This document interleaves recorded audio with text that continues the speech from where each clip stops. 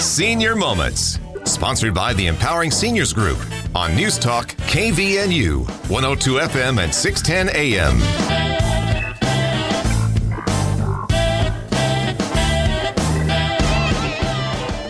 Good morning, everyone, and welcome to the Senior Moment Show. My name is Bryce Patton, here with the wonderful Sid Roeder as my co-host. How are you today, Sid? I'm doing fabulous. Always good when you call me wonderful. That is good. Well, you know, you just look so nice and chipper this morning, so thank you. You just look fantastic. It's great. You look like you got a nap in too, didn't you? I did, yeah. It was a nap because I woke up with the dogs at like 4 a.m, and now here I am. So I did fall back asleep. So we're good. Yeah, that's good. Well, we have a wonderful guest with a lot of wonderful information that I'm really excited about. But before we get to that, would you tell us about our sponsor? I am delighted to do that. Like every week, our sponsor is the Empowering Seniors Group, which is a group of professionals that has dedicated their time and effort to provide information to seniors, their family members, caretakers, and all those great people that listen to us every Saturday. If you'd like to learn more about the Empowering Seniors Group, you can do so online at empoweringseniors.info, or you can email us at empoweringseniorscv@gmail.com. And the CV stands for Cache Valley. And lastly, if you have any suggestion for this show, anyone you would like to see us invite, you can call me personally at 435-512-6406. Oh, thank you for doing that. All right. Well, I want to welcome our guest. We have Brent Hardy from who is the Cache firefighter and EMT. Welcome to the show, Brent. Thank you. So, you know, when you're a kid and they always ask, hey, what do you want to do when you grow up? You know, fireman is always one of those that everyone raises their hand, but you're one that actually did that. How was that?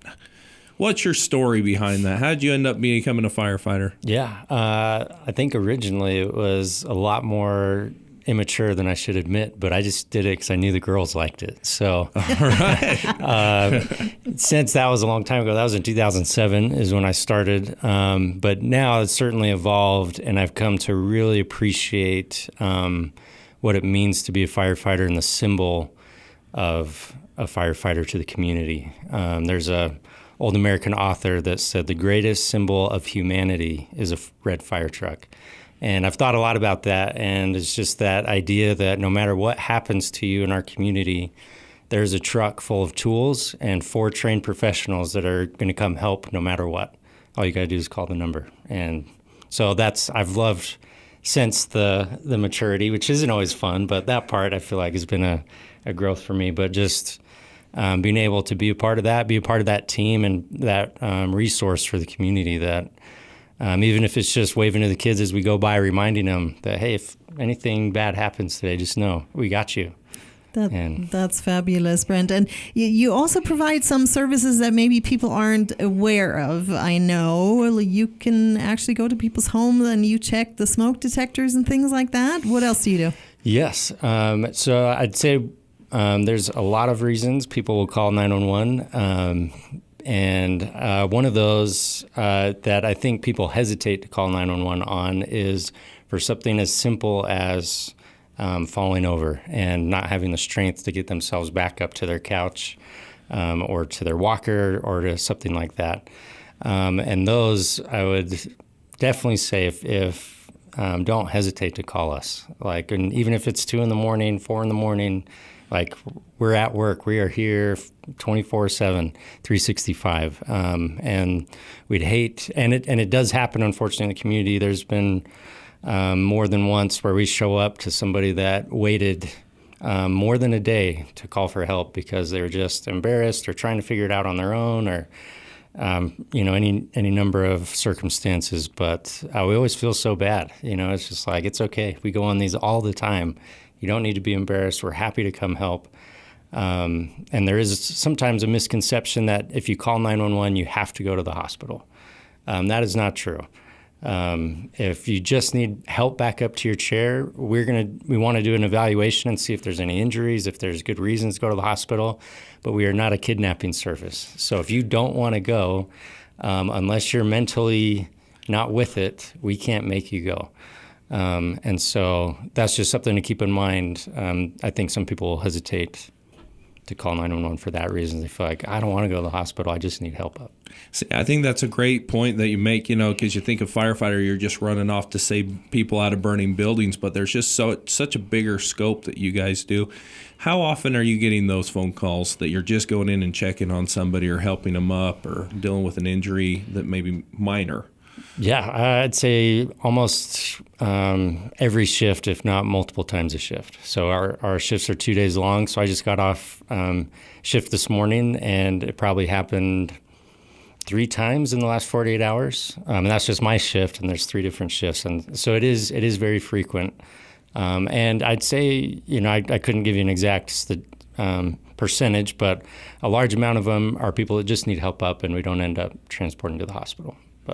So when you're talking about falls, I'm sure you also analyze the situation, are probably aware why some people maybe trip. Are there some preventative measures that you'd like to share with our listeners? Yeah, that's a great question and great proactive thing people can do. There's a whole bunch of products out on Amazon. We have a local company here that makes a bunch that are like bed rails for getting in and out of the bed. Or from a recliner, certain different types of walkers that are better for different situations, for different home layouts, down to, without spending any money, just decluttering a little bit. No loose rugs, just clutter and mess are probably the number one things people trip on. They forget they left something in the middle of the room or had the grandkids over and no one was there to help them clean up after, and they forgot about it or whatever, and something happens and they have a little trip and fall. So that, I guess I want to know, what are kind of the most common situations where people fall? Is it on those pesky rugs that everyone loves? I'd say, usually it's the bathroom rugs. There's some kind of transition happening at the bathroom phase, where they're going from a walker to the shower, the toilet, and then there's a rug in there that just got away from them. I'd say that's probably the most common. So maybe I didn't ask you to prepare for this, Brent, before the radio show, but if somebody has questions or would like for you to come and help them make sure that they have smoke detectors that work, et cetera, other than the emergency number 911, is there a phone number that someone could call? Yes, there is. I don't know if I know that. It's our main office number at the fire station. There's also a non-emergent line for dispatch. I could probably try to look that up real quick. We can maybe look that up over the break, which is coming up here in a hurry. So we'll do that, and we'll mention it in the next segment. This is the Senior Moment Show. Again, our sponsor is the Empowering Seniors Group. If you'd like to learn more about them, you can do so online at empoweringseniors.info. We're going to take a short break. Stay tuned. We'll be right back. Picture this. Your family's locked in court, fighting over your home and your assets because there was no plan. Don't let probate decide your future. I'm attorney Justin Wall with Wall Estate Solutions. Stay in control with wills, trusts, and smart planning that keeps your family out of court and your wishes protected. Get peace of mind today. Visit wallestate.law or call 435-294-0346. That's 435-294-0346. Your legacy, your plan. Need a helping hand? The Bear River Association of Governments, also known as BRAG, is here for you. They assist seniors with in-home services, provide utility bill relief through the HEAT program, and offer rental assistance to keep you housed. Need help with tax prep? Their experts ensure you get the refund you deserve. And for veterans, they're here to connect you with the benefits you've earned. BRAG is your local resource for a stronger today and a more secure future. Call today or visit brag.utah.gov. This is Mark Thurston with White Pine Funeral Services. The best time to plan is when you have time to plan. Having a pre-arranged funeral gives peace of mind for everyone involved. White Pine will customize your final wishes to fit your needs, from a traditional burial to cremation to a custom headstone. White Pine also accepts pre-arranged plans from other mortuaries, and we will absorb any transfer or revocation fees. No penalty to you. Visit whitepinefunerals.com or come and see us for more information. White Pine Funeral Services, here when you need us most. This is Scott with Cache Valley Pharmacy. Are you struggling to find affordable GLP-1 medications? Cache Valley Pharmacy has you covered. We're now compounding GLP-1s like semaglutide and tirzepatide personally formulated for you, and every batch is tested for quality and sterility. Have your prescriptions transferred today and let Cache Valley Pharmacy help you with your personalized weight loss journey. Cache Valley Pharmacy, keeping it local, online at cachevalleypharmacy.com. Did you know 1 in 3 people will visit a nursing home? Did you know that once there, they will stay there for an average of 3 years? Did you also know there are insurance options that can help cover this experience? Hi, I'm Tracy Ferris with Blue Water Health Insurance. It's not cheap to stay in a full-fledged nursing home. Long-term care insurance can help you or a loved one get the care they need and deserve. If you wait until you need it, you may be too late. Give me a call at 435-890-8155. And welcome back to the Senior Moment Show. My name is Bryce Patton here with Sid Roeder, and we've been speaking with Brent Harding over at the Cache Fire Department, or the Logan City Fire Department. Golly, I'm getting my wires crossed. Don't mix that up. Before the break, we, if someone had questions that weren't emergency questions, you were going to look up the number for us. You want to share that with us? If someone has questions and want to know just more about services and what to look for. Yeah, so there's 2 numbers you can call. One is if it's specifically for the fire department. You can just call our main office line, which is 435-716-9500. And this just puts you in touch with our front desk, or if they're not around, it'll put you in touch with a battalion chief on duty. And they are there to answer just kind of general questions. So if you're in that gray area of not sure if to call 911 or to call the non-emergent line, it's always safe to call 911. You'll always get in touch with somebody. But if you're for sure this isn't an emergency, then calling this other line is a great way to just ask general questions, whether it's about smoke alarms or business fire inspections or fire code or firework restrictions or whatever, or safety tips on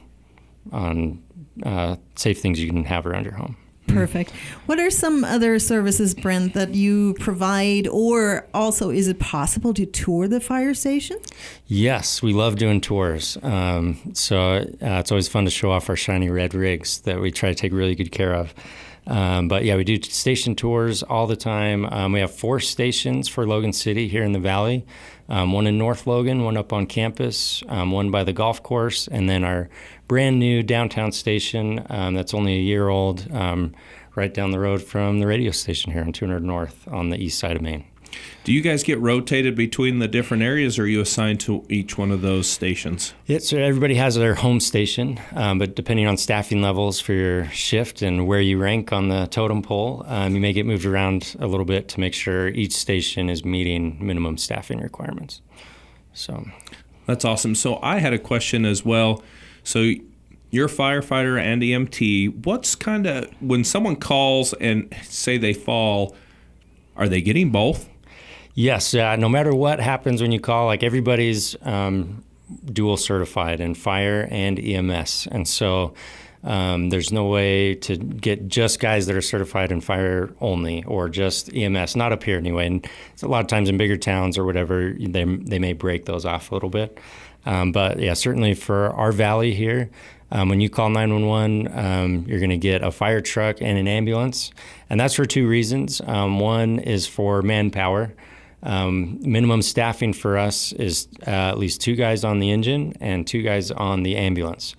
And so most calls, for the national standard, you have to have a minimum of 4 people on a call.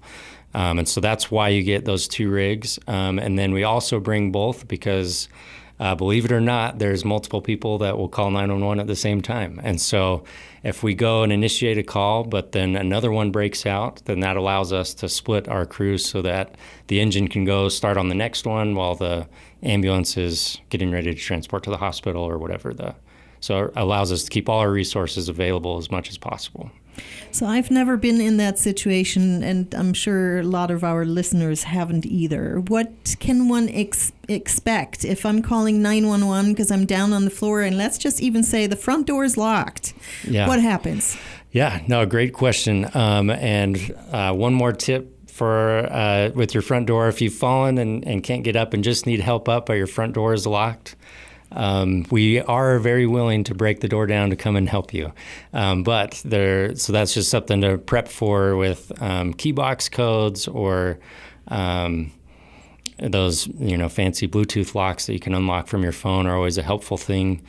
In some cases, most of the time we're going to err on the side of caution. So if we think there's potential for somebody to be in trouble in there, even if they're saying one thing, but if there's any indication they might have hit their head, we're not going to wait for like a locksmith or somebody to come and get in the door. I will say though, that's pretty uncommon. Most of the time, we have some pretty nimble guys that have climbed in through windows before without breaking anything. We don't want to do any damage if we don't have to. But are you sure? Because you really smiled when you said you could kick in the front door. That goes back to my immature days. Like, that's a fun part of being a firefighter is, the glory of kicking down a door, saving lives. That's at least what happens in your head. But yeah, it's pretty fun. So if someone did have one of the Bluetooth boxes or a key code on their front door, that would definitely help you guys get in from what it sounds like. Yeah, and faster. We are pretty good at breaking down doors, but it's always better to not do the damage and to be able to lock up when we leave is always a good thing too. So when you call 911, that's one of the things dispatch will ask for. Is your front door locked? Do you have a code for it? And then they can relay that information to us. And when there is very personal information like that, dispatch has a private channel that they let us know that information through that's not broadcast over a radio or anything like that. So if there happened to be somebody listening, they will not get your door code. That we get a private relay of that information that no one else has access to. That's fabulous. I hadn't even thought about that actually putting a code door lock on a senior's home is a really good way to make it accessible. Do you have any other tips going along with that you like to see? With our clients, if they have a DNR, a do not resuscitate order, we tell them to have that someplace posted, usually on the fridge that people can see. Do you have any other tips like that? It is super helpful for us when DNR paperwork and medication paperwork is right there accessible, either on the fridge or by the front door, because that gives us, and again, why we have 4 guys there, we can put one person right on the patient, and then usually the captain or somebody will start looking through that information to see what kind of medical history, what medications could they be on or have missed, and we can start trying to figure out what happened. So having those things readily available, and then I'd say making sure you always have access to either like a smartwatch, your phone, or the alert buttons, just so that if you happen to fall in a place where your cell phone isn't, you have a way to call for help and not lay there for hours trying to figure out what to do. That's perfect to be accessible, yes. I have one more question. How long has someone fallen and been laying there without getting help from someone? Yeah, what's the longest you've seen?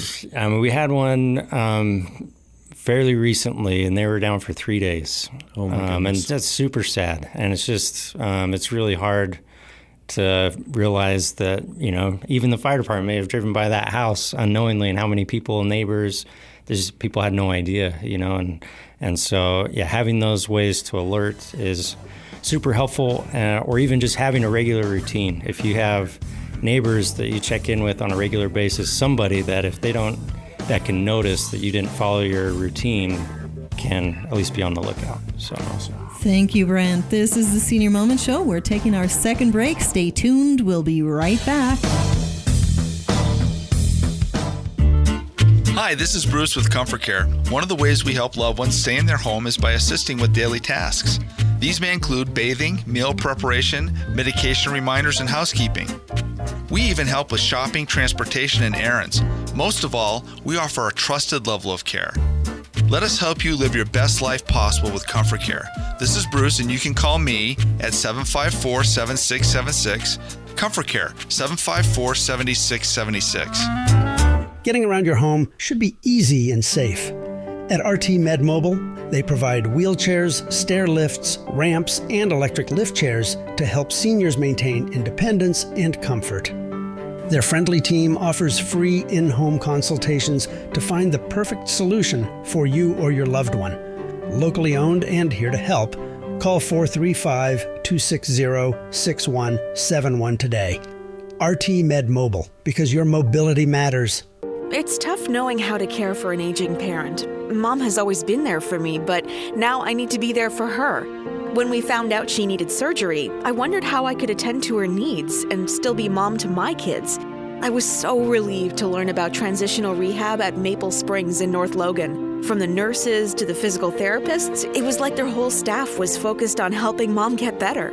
Maple Springs in North Logan was an answer to my prayers. Learn more at maplespringsnorthlogan.com or call 753-9400. You have a lot of options when it comes to buying or selling a home. Do you list it online, sell it yourself, or do you have a realtor help? It's a major financial and emotional decision. A realtor is the liaison between buyers and sellers and really helps you navigate complex contracts, deadlines, and disclosures. Hi, this is Sid Roeder with Achievement Realty. I work for you to get the best outcome for your situation. Let me earn your trust with a free consultation and a free market analysis. Call me today at 512-6406. Then list it, sell it, and move on. Are you tired of feeling unwell and not knowing why? At Next Level Health and Wellness, we hear you. We specialize in uncovering the root causes of your discomfort, whether it's gut health, hormone imbalances, or emotional and mental blocks. With personalized plans, advanced lab testing, and evidence-based holistic nutrition practices, we guide you toward lasting health and wholeness. Awaken your healing potential with a team that listens, understands, and supports you wherever you are. Visit nextlevelhw.com to start your journey to feeling better today. And welcome back to the Senior Moment Show. My name is Bryce Patton. Sid Roeder, my co-host, actually had to step out. So it's just me and Brent Harding. We get a chat, and he's been telling us all about being a firefighter, an EMT, being able to go in and help people in their homes. Brent, thanks for all this information. We were talking over the break about kind of situations with a do not resuscitate order. As you guys come in and as people get older, sometimes they're like, you know what, if something happens to me, I just want to be done, right? So how does that work with you guys when you guys go into the home and the family's sitting there and like, oh, mom fell and this is what's going on. Here's her paperwork, but we don't agree with it.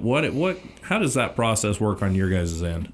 Yeah, that is actually a fairly common occurrence, and it's totally understandable why, right? Because even as much as you've planned or you've tried to think about, the age a certain family member is getting, and you think about it, when the moment actually happens, it's easy to get, and totally understandable, we get kind of caught up in all of that emotion all at once, that it's here, it's real. Do we actually want to follow this do not resuscitate order? And the way we have to treat it is, one, we can't take your word for it. If you tell us there's a DNR, but we don't see one or you can't produce it, we have to make resuscitation efforts until we see that evidence of the do not resuscitate order. The other thing is we will always err on the side of resuscitation. So while you're trying to produce that paperwork, we're going to begin efforts. We're not going to delay care. And in the event that maybe the families change their mind, so the do not resuscitate order is there, one family member wants it and says, no, we should honor this, and another family member is saying, no, we should try to bring them back. We're not going to get in the middle of that battle in this very moment, and we're going to err on the side of taking care of the patient and begin resuscitation efforts. So it is a really good idea to make sure that if you're going to put one of those in place, that all family members are on the same page for kind of what that looks like, and then even walking through a couple episodes of how that looks and if the moment actually occurs. Because it is, unfortunately as firefighters we see it a lot, and so in one sense it's kind of just part of the job. But for the family, this is a once in a lifetime kind of experience, and so it's a lot to handle all at once. It's very helpful for family members on the emotional side and processing side if they've kind of worked through a lot of that stuff beforehand. Oh, that's great to know. I mean, I love how you guys are always out there just looking out for everyone else. You take care of people. You guys have a very stressful job doing this. So who takes care of you? Well, I always put it on the captain. He better take good care of his crew. No, that's one of the awesome parts about being a firefighter, I think, is the brotherhood and the camaraderie. I think we do a really good job at taking care of each other. And when you're living with each other for 48 hours at a time, you get to know each other for better or for worse. Over that 48 hours, we live together, cook together.